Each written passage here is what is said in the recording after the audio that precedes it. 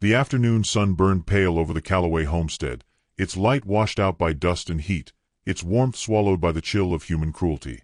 The yard stretched empty save for the pale timber fence leaning toward the road and the scattered shapes of chickens scratching through dry earth.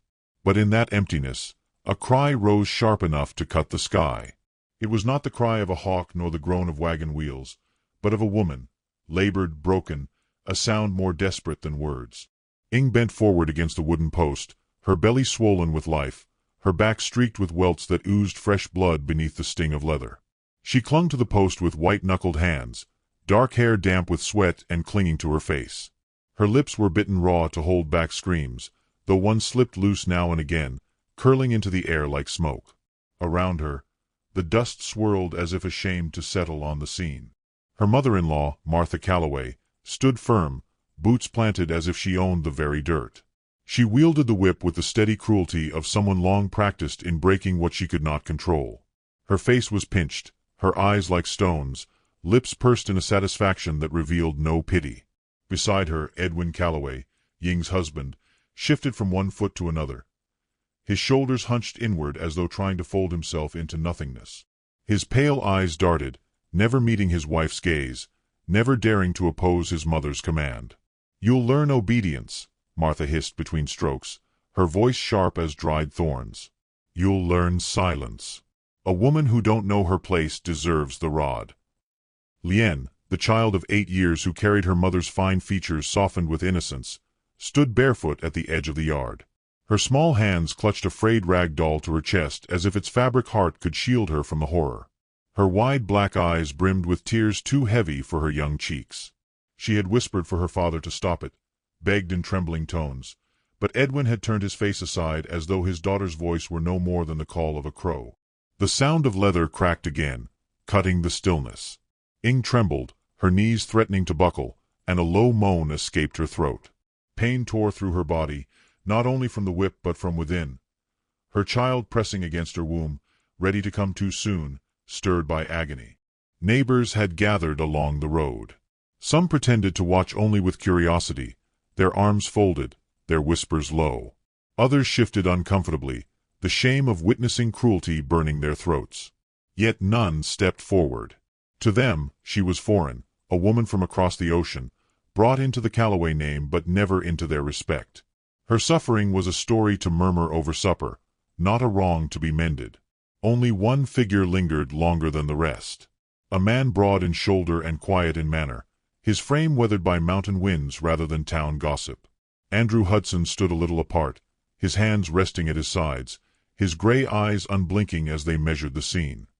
He was known for living alone beyond the timberline, a man whose words were as scarce as his visits to town.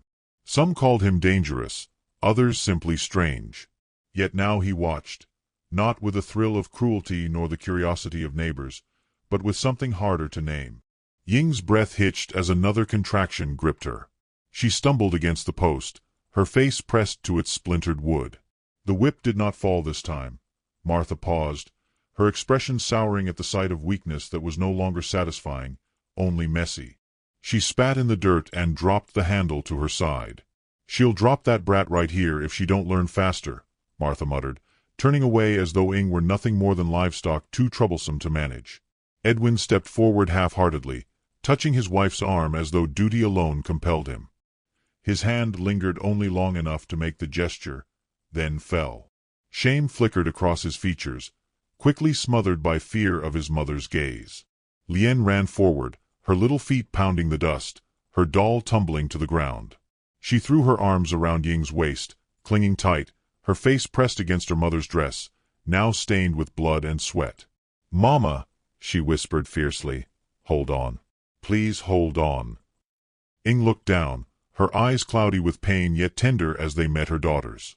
She managed a faint nod, her lips forming a soft sound that might have been reassurance, might have been prayer.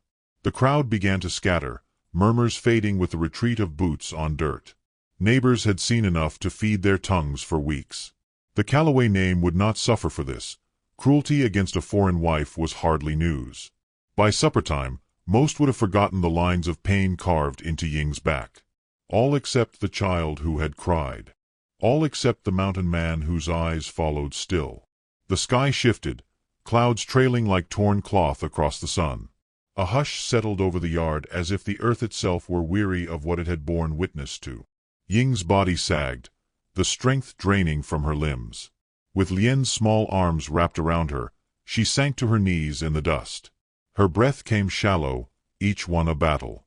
Edwin muttered something about fetching water, but his words dissolved into the air, empty as always. Martha's sharp tongue silenced him before he moved, her glare sending him back into the shadow of her will.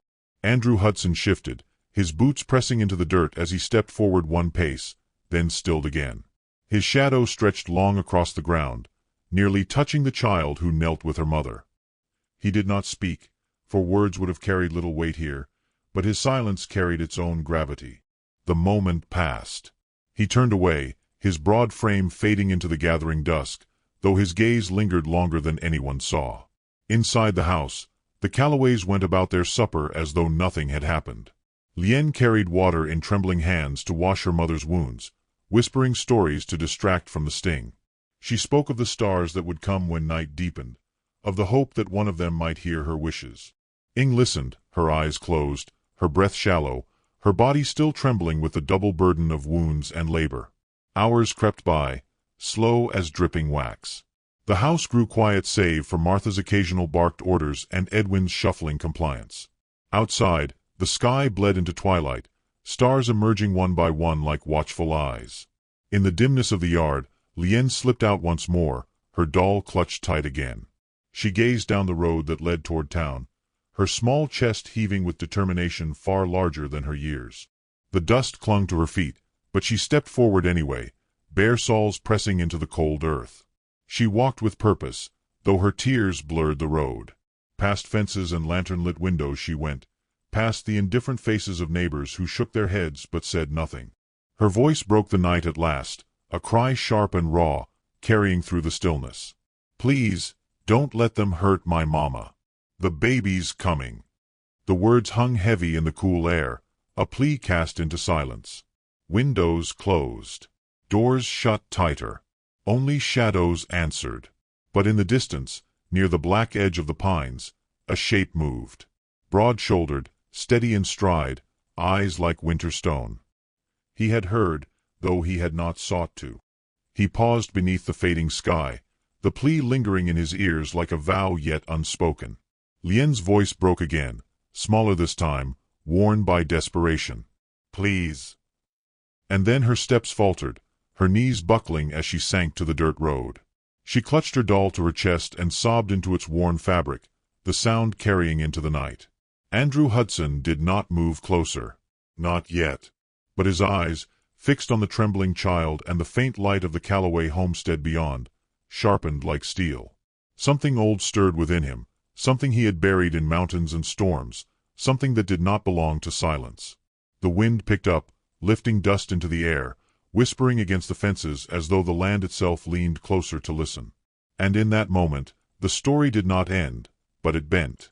For a child had cried into the darkness, and a mountain man had heard.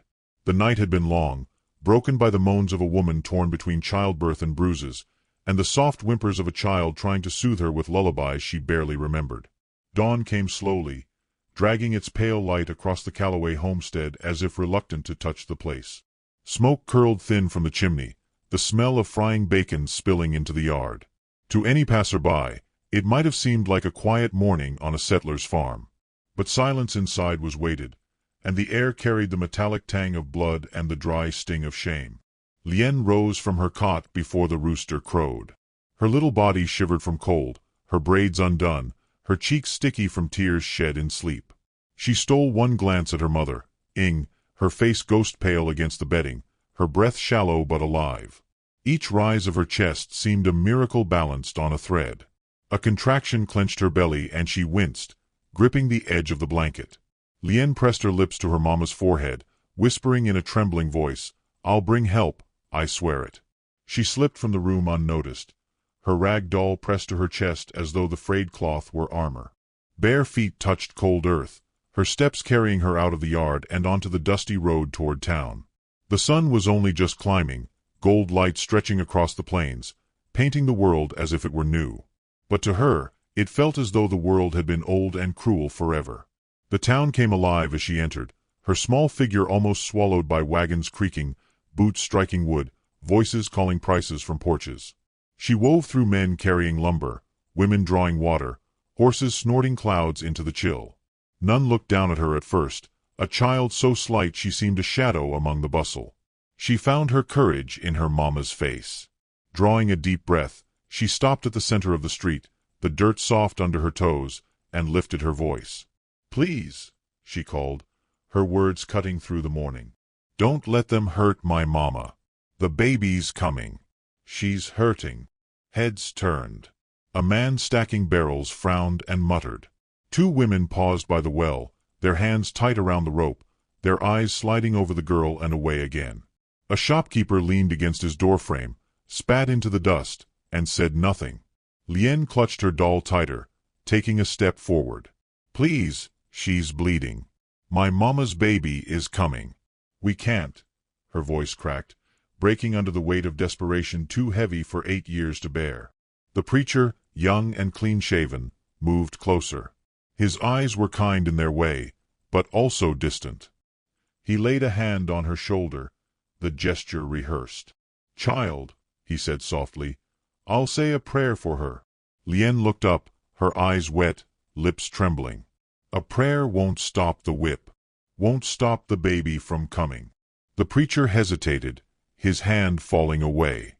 He murmured something about God's mercy and turned back toward the church steps, his robes brushing the dust as though they carried him out of her reach. One by one, those who had paused began to move again. The blacksmith returned to his forge, the women to their gossip, the shopkeeper to his coins. The town hummed as though a child had not just begged for her mother's life. Lien's knees weakened, her small frame trembling. She felt the sting of shame that was not hers, the sting of being unseen. She sank to the dirt, clutching her doll so tightly it hurt, her tears cutting little rivers down her dusty cheeks. And then, through the corner of her blurred vision, she saw him. A shadow cut against the morning sun, tall and wide-shouldered, moving with the patience of someone who had no reason to rush. Andrew Hudson stepped into the street as though carved out of the earth itself, his gray eyes fixed not on the crowd but on the child kneeling in the dust. He crouched low, lowering his massive frame until his face met hers. His hands did not reach for her, but they hovered steady, ready if she faltered. His voice, when it came, was low and even, like water flowing over stone. "Where is she?" The words startled her. So simple, yet heavier than any sermon, sharper than any whip. Lien blinked up at him, hope flickering weakly like a candle in the wind. She pointed back down the road, toward the homestead. "At home. They're hurting her. The baby's coming."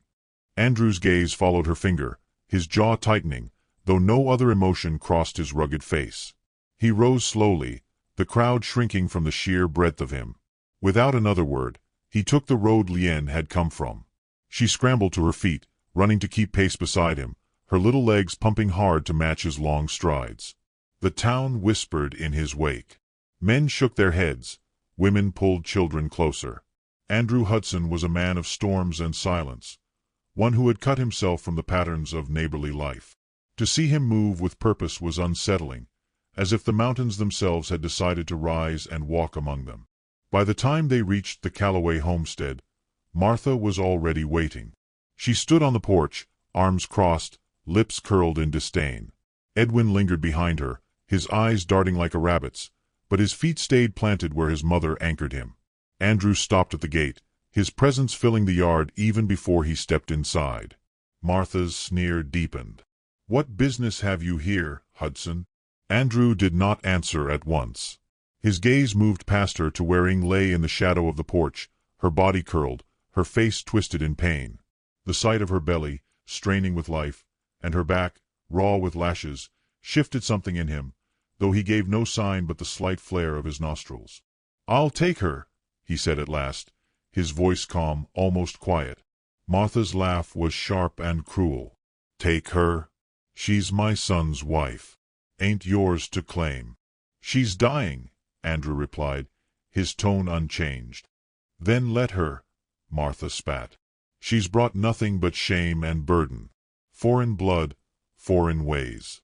She don't belong here.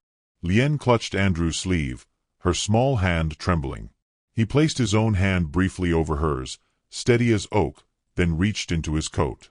From a leather pouch, he drew out a small stack of coins, silver and gold, dull with use but heavy enough to catch the sun.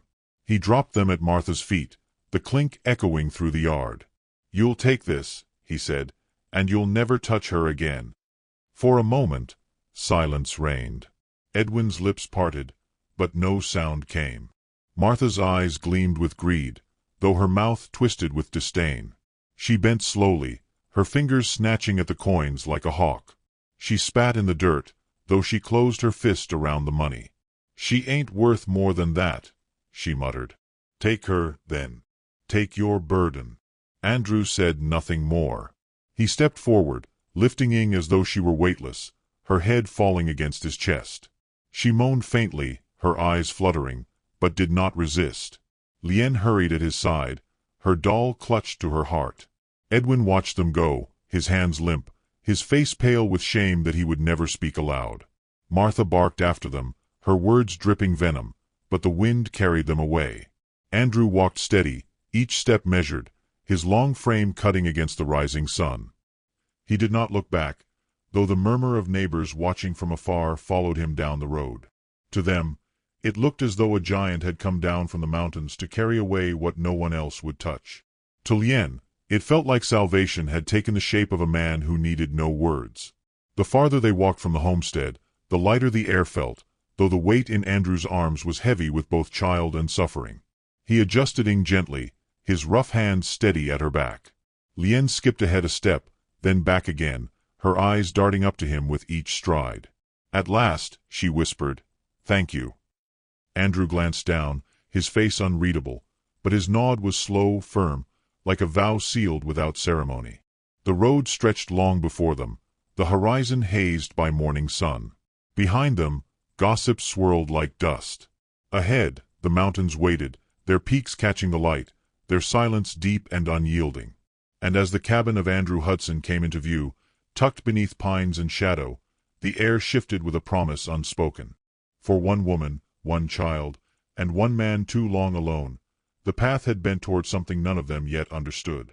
But in the Calloway house, coins clinked in a greedy hand, and Martha Calloway's eyes burned with a spite that would not rest easy. Snow came early that year. It drifted silently through the high pines as if it had waited for this moment, to cloak the cabin in a quiet no one could break. The trail had been long, but Andrew Hudson carried Ying without faltering, his stride steady even when the child stumbled through drifts beside him. By the time his cabin appeared, its roof hunched low under the weight of past winters, Lien's breath came in short clouds, her small legs trembling. Yet her eyes glowed faint with wonder, for never had she seen a place so still, so removed from all cruelty. Andrew pushed the door open with his boot. The cabin sighed in welcome, wood and smoke, the faint trace of pine pitch, the lingering scent of bread baked days before. Inside, warmth spread from the stone hearth, where embers still pulsed a dull red. He laid Ying on the bed frame he himself had carved years ago, lining it quickly with fresh furs. Lien climbed onto the edge, brushing her mother's damp hair back from her forehead. Ying stirred faintly, lips parting, her voice little more than breath. Where are we?" Andrew crouched beside her. "Safe," he said simply. His tone carried the weight of iron and the hush of snow, and she let her eyes close again as if that word alone held truth enough. The cabin, though spare, became their sanctuary. Each day bled into the next with the rhythm of survival. Andrew split wood before dawn, his axe striking with unerring force, the sound ringing through frosted air. Lien trailed after him, trying to lift chips with her little hands, giggling softly when the snowflakes clung to her lashes. He showed her how to stack logs against the wall, his large hands guiding her smaller ones with a patience no one in town had offered. Inside, Ying's strength returned slowly. Her back bore the scars of Martha's cruelty, and her body labored with the weight of the child pressing toward life too soon. At times she wept in silence, her tears falling onto the coarse blanket, not from weakness but from the memory of shame that clung even here.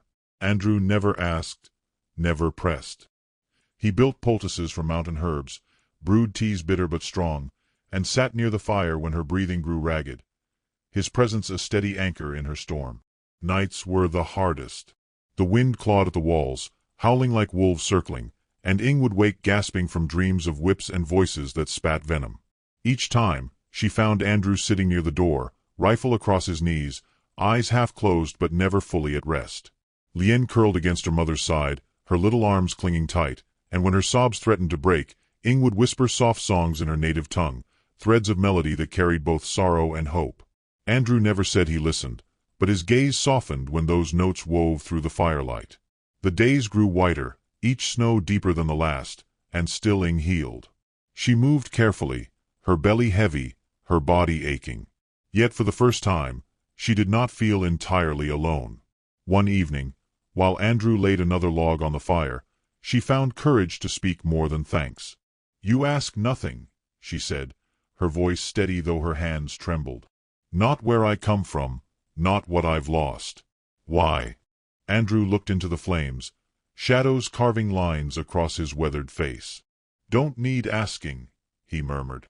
"Pain tells its own tale, and I ain't the kind to dig where a soul don't offer." Ing lowered her gaze, tears slipping unbidden. No one had ever granted her such grace, not even in the days before marriage had shackled her to cruelty. She whispered then, as if to herself, "Maybe one day I will offer." Andrew gave a single nod, as if that was enough, and returned to his carving. In his hands, a block of wood took shape, rough, simple. By morning, it became a little horse with crooked legs, which he left on the hearth without word. Lien found it, squealing with delight, and carried it everywhere after. Ing touched it with trembling fingers, as though it were a promise carved into grain.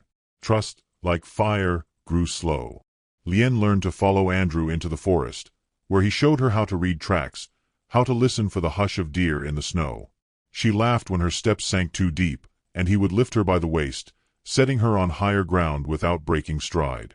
Ing watched from the doorway, her heart a tangle of gratitude and ache, for never had she seen her daughter so free of fear. Yet shadows crept still. Each time Andrew returned from town with flour or salt, his jaw set harder than before. Whispers followed him, though he never repeated them. The coins Martha Calloway had taken clinked loud in her purse, and her tongue, sharp as the whip she wielded, spread poison among neighbors. Edwin's cowardice allowed it, his silence a darker betrayal than words. One evening, Andrew returned later than usual, snow thick on his coat, his eyes storm-heavy. Ing, seated by the fire with needle and cloth in her hands, looked up. His gaze met hers briefly, and she knew then, trouble brewed beyond these walls. He said nothing, but the rifle he leaned against the doorframe gleamed with fresh oil. That night, as the wind shrieked outside, Ing felt the first true pain seize her belly. Sharp, wrenching, deeper than before. She gasped, clutching the bed frame. Lien stirred awake, wide-eyed, rushing to her side. "Mama!" the child whispered, fear trembling in her voice. "It's time," Ing said, though her face whitened with strain. Andrew was there instantly, his hands steady at her back, his voice calm. "Breathe. You've carried storms before. You can carry this." The hours dragged long, each contraction stealing her strength. Lien clung to her hand, whispering over and over, "You can do it, Mama. You can." Andrew moved with quiet certainty, boiling water, laying fresh linens, wiping her brow with a cloth cooled in snow. Through it all, Ying's mind spun with shadows. She saw Martha's face in the firelight, sneering. She heard the crack of the whip, the murmurs of townsfolk turning away. Fear clawed at her, whispering that cruelty would find her even here, that nothing good was allowed to last. But each time her eyes opened, she saw Andrew's gray gaze, still unyielding, carrying no judgment, only presence. And each time she held tighter to that truth. When the pain eased for a moment, she whispered, "Why do you help us? You owe us nothing."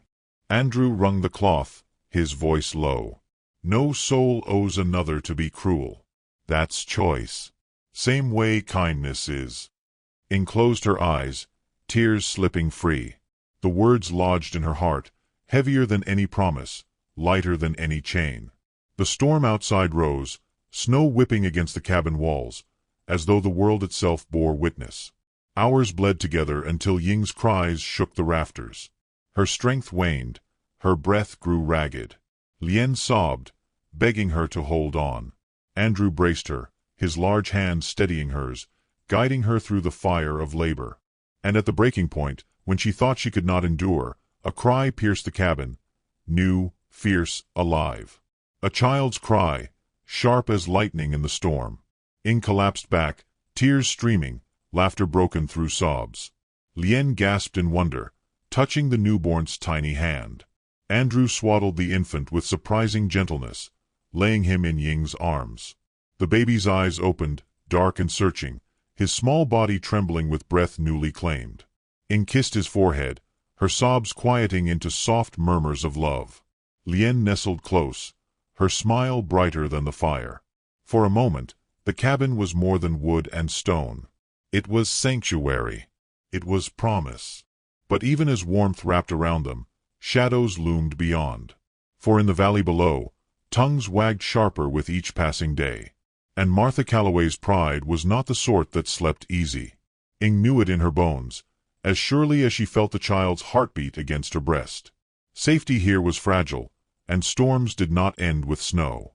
She closed her eyes, clutching both children close, and whispered a prayer not only for survival but for the strength to endure what must come. At the door, Andrew's frame filled the space, his gaze fixed on the darkness outside. His rifle leaned against the wall within reach. His hand brushed the wood as though expecting a knock. And when the wind shifted, carrying with it the faint crunch of boots not his own, his eyes sharpened. The storm had not eased but grown wilder, pressing its palms against the cabin walls, rattling the shutters, and filling the night with a roar that made even the fire seem small. Inside, the air was heavy with heat and the smell of new life, of blood and sweat and wood smoke. Ying lay propped against pillows, her hair damp, her eyes shadowed but alight as she cradled the infant at her breast. Lien curled beside her, exhaustion softening her small face, one hand still resting on her mother's arm as though she feared she might vanish if left untethered. Andrew sat at the table, his knife moving in slow strokes across a piece of pine. He did not look often at the bed, but each time the baby stirred, his hand paused as though some unfamiliar chord had been struck inside him. The newborn's cries had filled the cabin hours ago, piercing through pain and storm alike, and now every small breath seemed like proof that some part of the world could be saved. But even in that fragile peace, shadows lingered. Andrew had heard boots in the snow earlier, faint beneath the storm's howl, and though they had faded, he knew men were not so easily driven back by weather. Trouble traveled slower than wind, but it always found its way. Ying, catching his stillness, whispered, "They won't leave us be." Her voice trembled less with fear than with weariness, a truth spoken because there was no use in hiding it. Andrew set down the knife, the shape of another wooden horse half-formed in his hands. "Maybe not. But they'll find the door shut." Her gaze lingered on him, as if searching for something deeper than his words. Then she bent her head to the child, pressing her lips to the soft curve of his cheek. The baby shifted, tiny fists curling, and Ying's eyes softened with a love fierce enough to burn through her pain. The hours dragged. Wind pressed harder, snow piling against the door. When the knock finally came, it was not gentle but thunderous, a fist demanding entry. Lien startled awake with a cry, clutching her doll, eyes wide with terror. Ying stiffened, her arms tightening around the infant as though her body alone could shield him. Andrew rose without hurry, though his frame seemed to grow taller with each step. He took the rifle from its place near the door and leaned it against the wall within reach. Then he opened the door just enough to let the storm's voice rush in. Martha Calloway stood there, her bonnet pulled low, snow crusting the edges of her shawl. Behind her lurked Edwin, pale as milk, and two rough men from town whose faces carried the dull greed of those who follow cruelty for coin. Their eyes darted past Andrew into the warm glow of the cabin, where they caught sight of Ying holding the child. Martha's lips curled in a sneer. "You think a handful of coins gives you rights that ain't yours? That's my son's wife. That's his child." Andrew did not move, his body filling the doorway, the storm lashing at his back. His voice was quiet, but it carried like stone rolling down a mountain. "You sold her. You sold her life for silver, and it's spent already.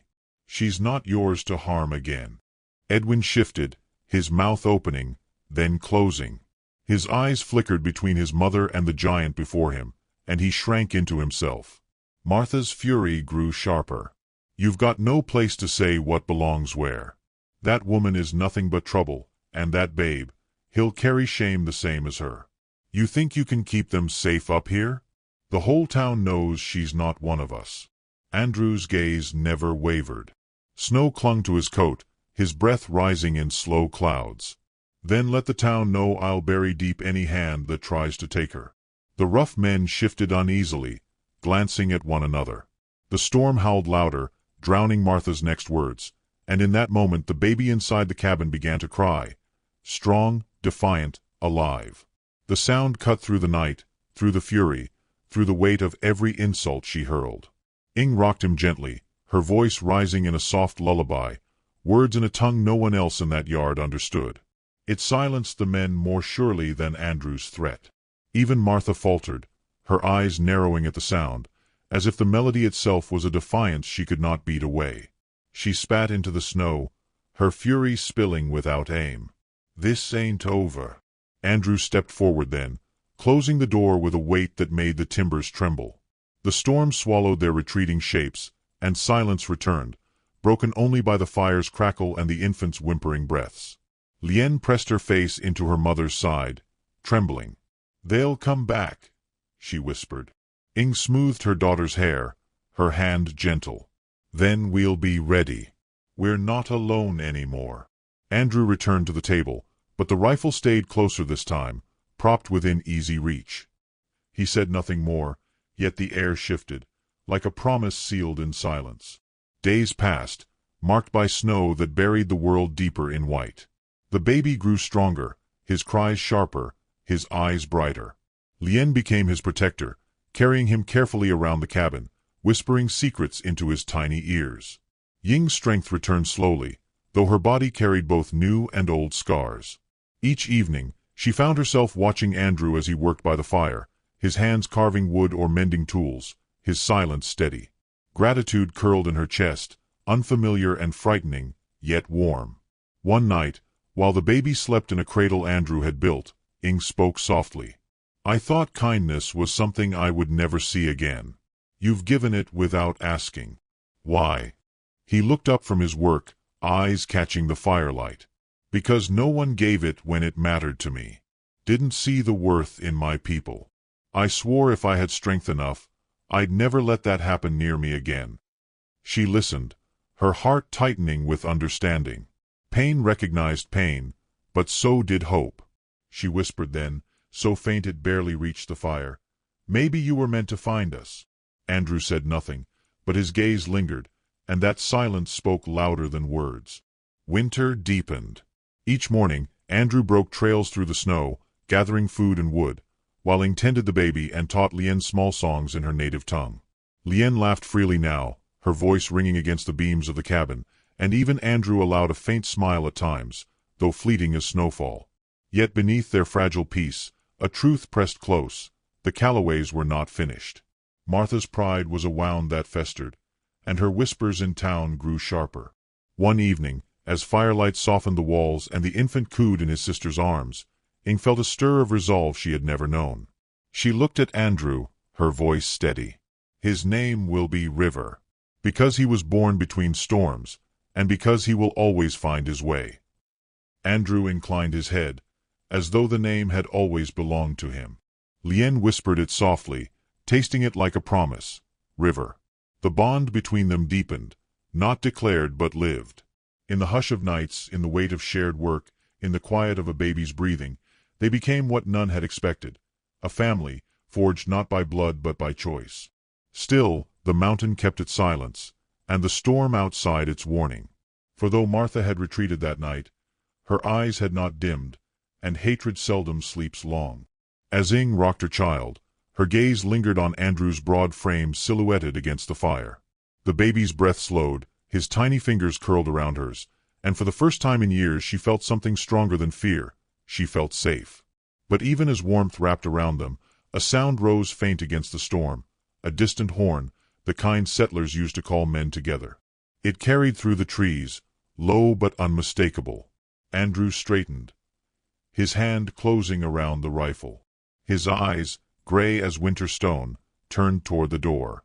The bond had been forged, but the trial of keeping it had only begun.